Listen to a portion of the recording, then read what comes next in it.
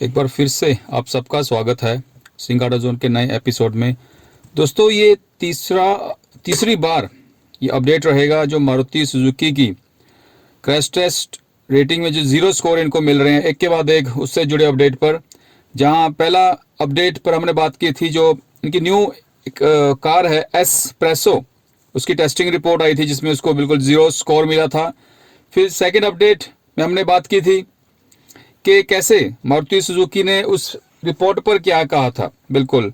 और आज हम बात करेंगे कि ग्लोबल एनसीएपी उन्होंने क्या एडवाइस दी है मारुति सुजुकी को कि उनकी क्यों बार बार इतनी ज़्यादा बुरी रेटिंग आ रही है क्रैश टेस्ट में। उससे जुड़ा एक इंपॉर्टेंट अपडेट रहेगा, तो बिल्कुल ज़रूर देखिएगा अंत तक।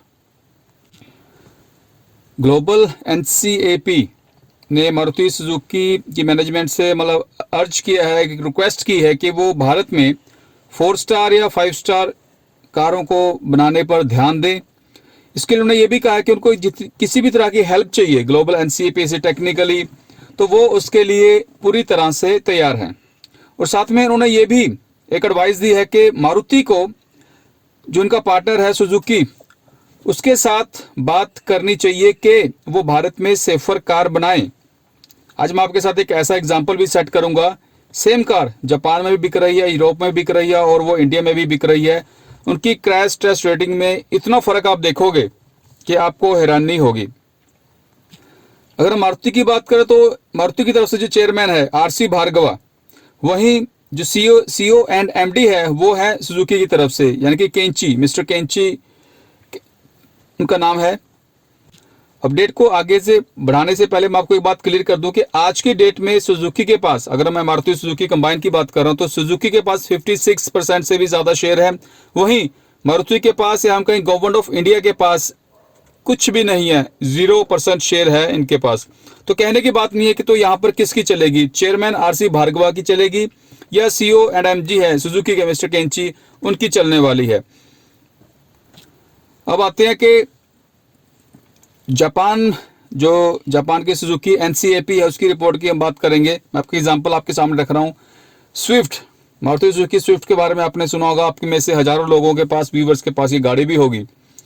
भारत में स्विफ्ट विदाउट एयरबैग जो इसकी टेस्टिंग हुई थी उसमें 0 स्कोर मिला था, और वहीं विद एयरबैग इसको 2 स्टार मिले थे। मतलब कह सकते हैं कि बहुत बुरी रेटिंग है ये। वहीं सेम स्विफ्ट जो यूरोप में बिकती है उसको 5 स्टार रेटिंग मिली है, वही सेम स्विफ्ट जो जापान में बिकती है उसको 4 स्टार रेटिंग मिली है। अब समझ गए होंगे आप मुझे, अब इसके आगे कुछ ज़्यादा कहने की ज़रूरत नहीं है कि कितना सीरियस है सुजुकी भारत में सेफर कार बनाने के लिए। और ये एग्जाम्पल काफ़ी होगा आपको ये समझाने के लिए कि क्या सोच रखती है सुजुकी जो भारत में कारें लॉन्च कर रही हैं, सस्ती से सस्ती बनाकर बेच रही हैं।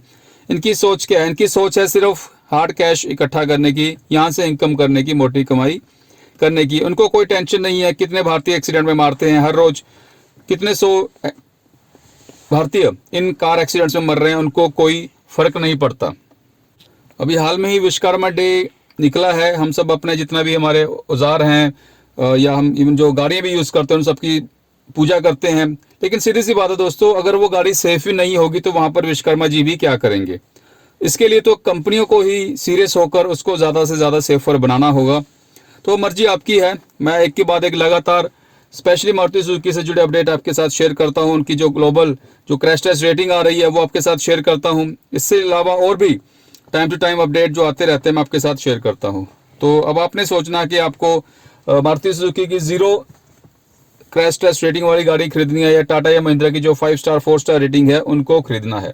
चॉइस आपकी है, मर्जी आपकी है। आज के लिए इतना ही। धन्यवाद वीडियो को अंत तक देखने के लिए। जय हिंद।